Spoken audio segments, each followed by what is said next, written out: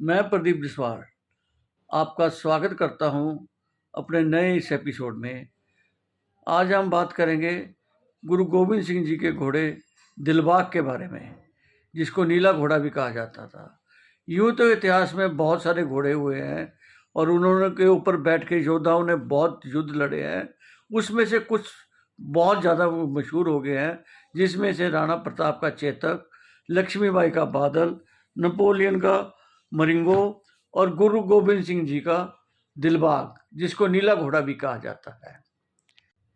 बताते हैं जी कि 5वें पातशाही गुरु अर्जुन देव जी ने अपने सिखों को उनकी स्थिति सुधारने के लिए व्यापार करने का उनको जोर दिया कि आप व्यापार कीजिए, जिससे कि हमारी आर्थिक स्थिति सुधर सके।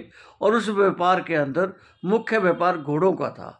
इस प्रकार गुरु जी गोविंद सिंह जी के 52 हुक्मों में से 30वां हुक्म जो है, उसके अंदर घोड़सवारी, तलवारबाजी और शस्त्र विद्या और इसका बहुत ज़्यादा जोर दिया गया है। घोड़सवारी सीखो और सिखाओ, शस्त्र चलाना सीखो और शस्त्र चलाना सिखाओ। इस प्रकार गुरु जी ने भी सिख इतिहास के अंदर घोड़ों का भी बहुत महत्व है। बताते हैं कि गुरु गोविंद सिंह जी ने अपने मामा कृपाल चंद से बहुत छोटी उम्र में ही घोड़सवारी सीख ली थी, शस्त्र विद्या सीख ली थी और वे आसपास के इलाकों में कहीं जाते थे, छोटी यात्राएं भी करते थे, वो भी घोड़े के ऊपर ही करते थे और बहुत छोटी उम्र में घुड़सवारी के अंदर वो निपुण हो गए थे।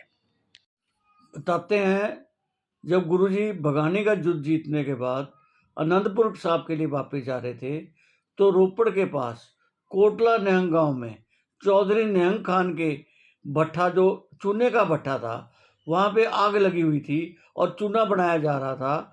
तो गुरुजी ने मजदूरों से पूछा, यहाँ भाई कोई आराम करने के लिए जगह है? तो उन मजदूरों ने मजाक के अंदर या अनजाने में गुरुजी को भट्ठे की तरफ इशारा कर दिया कि आप वहाँ जाकर आराम कर सकते हैं। गुरुजी उनकी नीयत समझ गए। गुरुजी ने कुछ नहीं किया, अपने घोड़े की लगाम खींची और भट्ठे के ऊपर घोड़े को चढ़ा दिया। जब बादल के अगले पाँव उस भट्ठे के साथ लगते हैं तो भट्ठे की सारी आग बुझ जाती है और भट्ठा बिल्कुल शांत ठंडा हो जाता है। तो जब ये चीज़ उसके एक मजदूर ने देखी, वो दौड़ा दौड़ा निहंग खान के पास गया, बोला, चौधरी निहंग खान जी, वहाँ पे कोई तपस्वी या कोई ऐसे साधु महात्मा आ रखे हैं अपने सैनिकों के साथ, और उन्होंने ऐसे ऐसे किया है।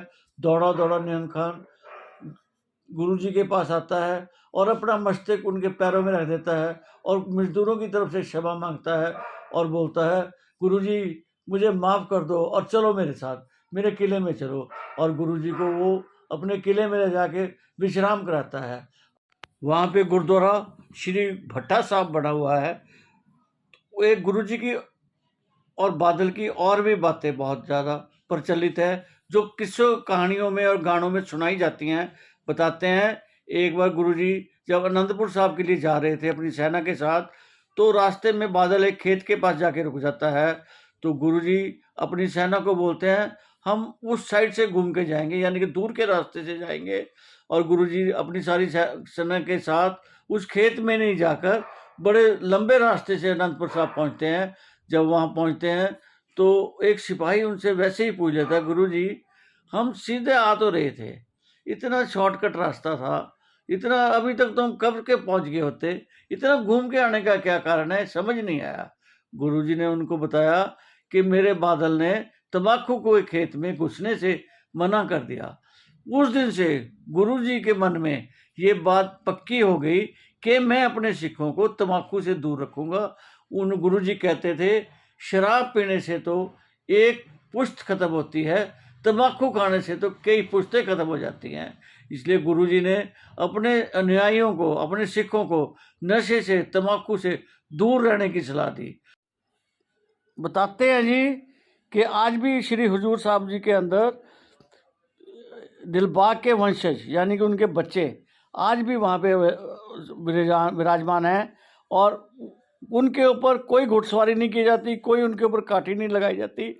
उनको किसी त्यौहार जैसे बैसाखी, गुरुपर्व या होला मोहल्ला है, या कोई विशेष त्यौहार है, उस दिन उनको सजा के कलगी कुलगी लगा के दर्शकों के अंदर जो अनुयायी होते हैं या हमारे सिख संगत होती है उसके अंदर उसको ले जाया जाता है, या नगर कीर्तन का भी हिस्सा बनाया जाता है। यहाँ तक बताया जाता है कि होला मोहल्ला वाले दिन उसको इतना पसीना आ जाता है, ऐसे लगता है कि कोई उसके ऊपर सवारी कर रहा है। तो ये बात थी हमारे गुरुजी के घोड़े की।